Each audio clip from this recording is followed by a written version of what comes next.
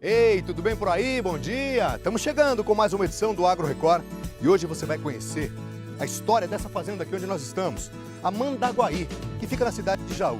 Ela foi fundada em 1858 e até hoje pertence à família do Major Prado, um dos personagens históricos mais importantes da região.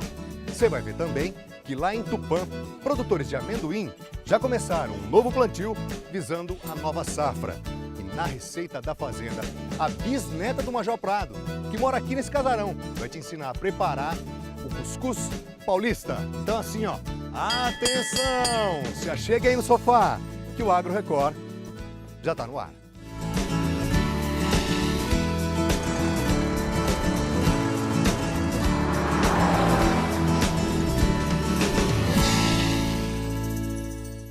O estado de São Paulo responde por 90% da produção nacional de amendoim e a região de Tupã é expoente nessa área. Nós fomos conhecer o que os produtores de lá estão fazendo. Eles já começaram o plantio visando a nova safra e apesar da oscilação do dólar, do aumento no preço dos combustíveis, eles estão bastante otimistas. Vamos entender por quê. A aplicação do calcário para corrigir o pH do solo é a etapa que antecede o plantio do amendoim. Graças à chuva, que chegou em quantidade suficiente na região nas últimas semanas, as condições são consideradas ideais para a lavoura. Um cenário bem diferente do enfrentado pelos produtores 2 anos atrás. Teve uma seca muito grande, né? E teve um pouco de prejuízo. Agora, o ano passado já não foi tão ruim assim. Agora, esse ano está começando bem, a chuva está vindo na hora certa. Carlos cultiva amendoim em Tupã há mais de 40 anos. É a 3ª geração da família dedicada ao grão. A área plantada é a mesma dos últimos anos, 75 hectares, onde pretende colher mais de 80 mil sacas. E o otimismo vem lá de cima. A gente espera de produzir mais, porque tratando a gente investe, né? Agora, o que nem a gente fala, a gente não adianta nada sem investir se o clima não ajudar.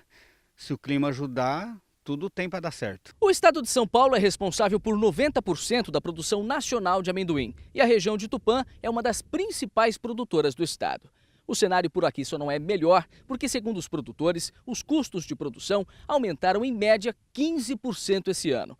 Alta puxada principalmente pelo preço do óleo diesel e pela variação do dólar, que interfere diretamente no preço dos insumos agrícolas. Não é fácil, não. A gente planta porque a gente é agricultor de coração. Então, o diesel subindo do jeito que está, os insumos subindo do jeito que está e o amendoim sempre fica no mesmo preço, fica difícil, você vai enxugar onde? Não tem mais aonde tirar mais. Mas o produtor prefere manter o otimismo e aposta que as condições favoráveis do início do plantio durem até a fase da colheita, prevista para começar na 2ª quinzena de janeiro. Para compensar, para a gente ter lucro, é só na produção. Se Deus mandar chuva na hora certa e às vezes na hora você pegar um preço melhor, né? É onde a gente ganha um dinheirinho, é aí. Sentado aqui na cabeceira da mesa, eu estou me sentindo dono da propriedade, hein? Olha, é o seguinte, vou te convidar agora para fazer um mergulho e um mergulho histórico. É nessas lembranças que ainda estão preservadas aqui nessa fazenda, que guarda essas memórias da época do Império e de uma época áurea, principalmente em relação ao plantio de café. Tem um período complicado da época da escravidão, mas assim, ela ainda está preservada e guarda todas essas riquezas. É a fazenda Mandaguaí, que fica, repito, aqui na cidade de Jaú. Vamos conhecer a história? Vamos lá? A identificação simples, na beira da estrada, esconde riquezas históricas incalculáveis. Uma parte delas marcada por uma época de sofrimento, a escravidão. A fazenda Mandaguaí chegou a ter, em 1858, 14.500 hectares, quase 15 mil campos de futebol, e pertencia aos irmãos Almeida Prado. Alguns anos depois, a imensa propriedade passou por várias divisões. Em 1863, 250 alqueires ficaram com Ana Joaquina Ferraz, na época com 18 anos e viúva de 2 casamentos. No terceiro, ela se casou com Francisco de Paula Almeida Prado, o Major Prado, figura importante na história de Jaú. Era o período de ouro do café. Na tulha da fazenda ficam muitos equipamentos usados pelos escravos. A máquina que tirava a casca, as ceifadeiras, a tralha dos tropeiros e o maquinário de beneficiamento estão preservados. Hoje, a propriedade tem só 35 alqueires, A visitação ajuda a gerar renda para os donos. O Guilherme é tataraneto do Major Prado. É ele quem guia os turistas. A primeira parte era de gado, essa segunda parte aqui era para os burros. E a casinha em cima era onde tinha o picador de cana e é onde também ficavam os boiadeiros, enfim, os tropeiros que vinham com comitiva com gado por terra, né? As marcas da escravidão também estão intactas. Nessa área que resistiu ao tempo, as casas do administrador e dos colonos é onde fica a senzala. Dividida em 2 cômodos separados, chegaram a viver aqui 40 escravos. É uma impressão diferente, é uma sensação diferente. O Guilherme está ali com um grupo de visitantes já fazendo as explicações históricas a respeito desse lugar, mas aqui, ó, a gente já vê pregados aqui numa das paredes aquelas ferramentas, aquelas peças que eram usadas inclusive para punir os escravos fujões. Isso aqui é um objeto que era colocado no pescoço do escravo fujão.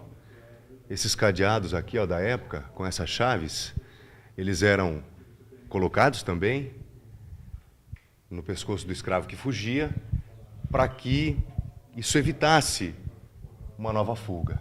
E aqui, ó, os utensílios que eles usavam para se alimentar. Em lugares como esse aqui onde nós estamos agora, os escravos ficavam presos e daqui não podiam sair sem a ordem do feitor para que eles saíssem e chegassem somente na hora do trabalho. Chegamos agora à Casa Grande. Nós e os turistas ficamos impressionados com a imponência dela. Ainda na entrada, encontramos os sinos. Os toques diferentes marcavam a rotina da fazenda. Hora do café, almoço, jantar e até toques que alertavam sobre incidentes, como incêndios, por exemplo. No alpendre, logo depois da escada, as boas-vindas para quem é de bem. Uma forma educada de receber os visitantes. Dentro da casa, uma volta ao tempo com muita sofisticação. Como não se impressionar com uma mobília de mais de 100 anos? No escritório, Major Prado tinha uma visão privilegiada de tudo o que acontecia na fazenda. O tataraneto conta que a construção teve essa finalidade. Realmente existia um controle, de repente, invisível, mas que estava ali, né? Bastava você ir para o terraço da casa que você conseguia enxergar toda essa parte histórica da casa. Os quadros e até o telefone enfeitam o caminho até a sala. A maior parte das louças penduradas nas paredes tem mais de 100 anos. O relógio ainda funciona. As mesas ficam bem no centro. Depois das refeições, os moradores iam para os quartos. Não por acaso, os cômodos são ligados. Você imaginar uma família patriarcal, onde os pais, principalmente o pai, era extremamente controlador, a casa acaba refletindo isso. Você separava a parte social, você é totalmente separado. Você não tem o estranho, não entra nessa parte. E a família fica toda embaixo dos olhos dos pais, né? Então, qualquer movimento que eles fizessem, entrassem na casa ou fossem sair, eles necessariamente passariam por aqui e haveria o controle dos pais. Durante a pausa para o café, conhecemos a Dona Maria Antonieta, mãe do Guilherme e bisneta do Major Prado. É ela quem prepara as refeições dos visitantes. Aliás, vale o registro. Tudo aqui é uma delícia. Essa senhora tem muita história para contar. Aliás, ela é a história. E como tem sabedoria. Quando moço, vocês não têm tempo de observar. E depois de velho, que sobra mais tempo, daí você observa o cantar de um pássaro, o costume dos pássaros, qual que canta primeiro, qual que canta por último, o que vem. Então, isso tudo você vai observar depois de uma certa idade. Isso é bom. É uma vantagem, das poucas vantagens da terceira idade.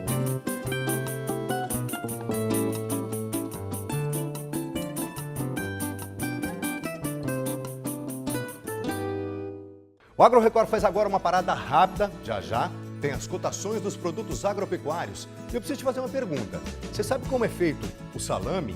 Não! Então faz assim, ó, aguenta a mão aí, porque na sequência a nossa equipe foi conhecer uma família que vive dessa atividade há 25 anos e tem receitas muito saborosas. Aguenta a mão aí, voltamos já!